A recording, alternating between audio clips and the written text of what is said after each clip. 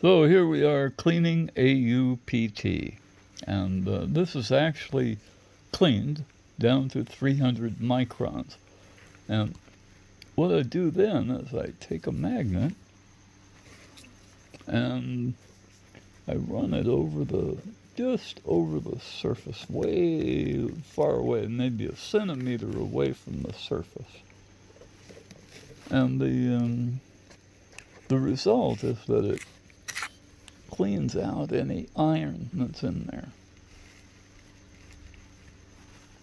And that's a piece of granite, kind of. It is a piece of granite.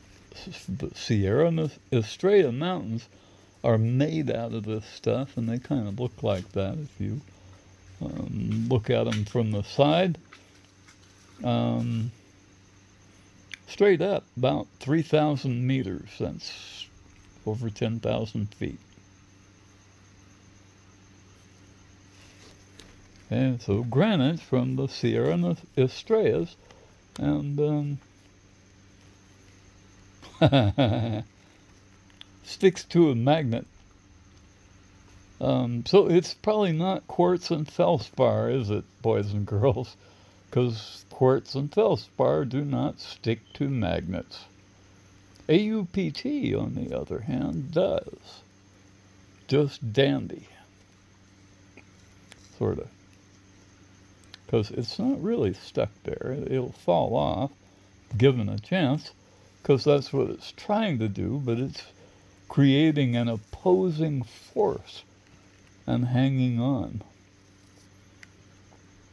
It's diamagnetic rather than being magnetic. And so is this stuff. Let's clean off that little bit of iron there. There isn't really much iron in there, and I cleaned some of it before I started this. So the stuff that sticks to a magnet is AuPt. Even the black stuff, because that black stuff's probably platinum, raw platinum, and there's different isotopes of platinum, and some of it has one less neutron than it needs for stability. It's trying to absorb energy. And black is not a color, it's the absence of color. And so what we see is some platinum trying to, this is probably iron there, okay? The way it sticks to the magnet and kind of, sticks up and all of that stuff. So when I run this around, first, that's what I'm doing. It's just kind of removing the iron, because the AuPt, until that iron goes away, doesn't stick very well. Because iron blocks magnetic energy. So watch. The iron will come right off of there.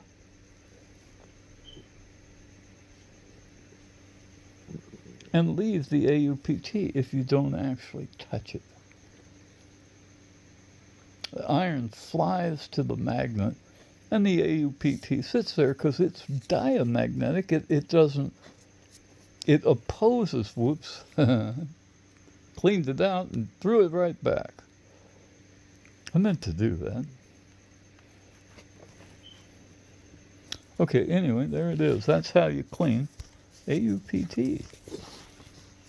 I screened it down to 300 microns with that lovely screen there. And this fancy one here from the kitchen.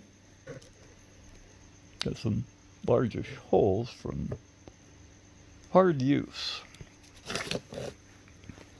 And now I have a fine dust that I can separate out the iron from in just a few minutes. There isn't much in there. And I can do it first by not touching, and then I kind of have to touch it to get them to come up.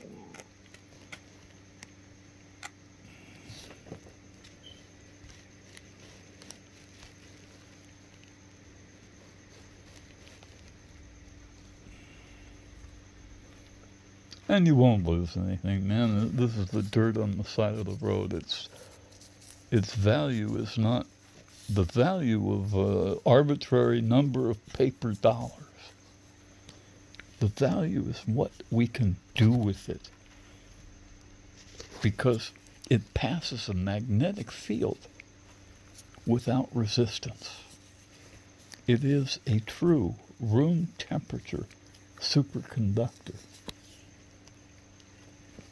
So I need to turn off the light. Oops. Okay, there's a little magnet in there, a broken piece of magnet. There's also some gallium, that's the liquid metal you see there. And I was just playing. It doesn't participate in the magnetic field, and it doesn't detract from the magnetic field. And so when I move my magnet closer, I can float that magnet up the side of, it's not touching. Not even close. It's way inside of there. But it'll float out of that jar, way inside of there, and it's just floating there. It has AuPt dust all over it. Doesn't matter if I move the gallium up there, it just sticks to my magnet or floats as close to it as it can get,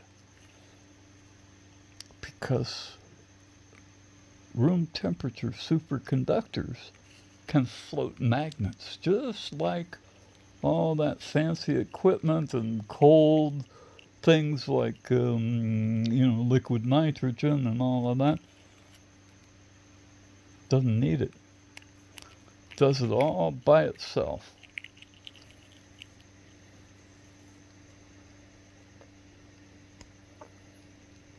That magnetic field is passing through glass.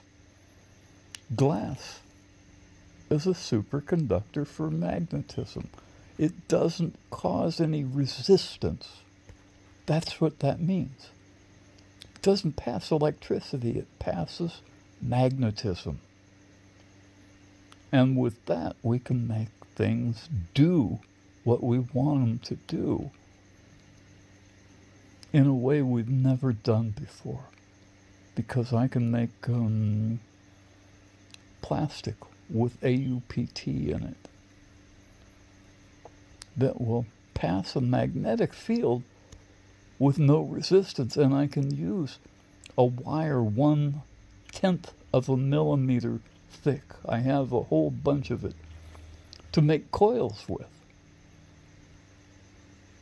And all of a sudden I can run tens of thousands of volts through it because it has no resistance. That little tiny wire can carry as much as the power lines outside my door passing through Estrella Mountain Ranch where I live. I'm having a very hard time holding that out, and if I let go, it'll break the bottle because it goes flying over there. And now it's pretty firmly attached, because that magnet are not diamagnetic, they're just magnetic. But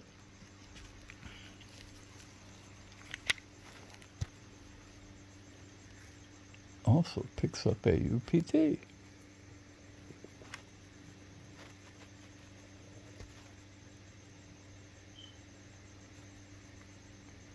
How about that?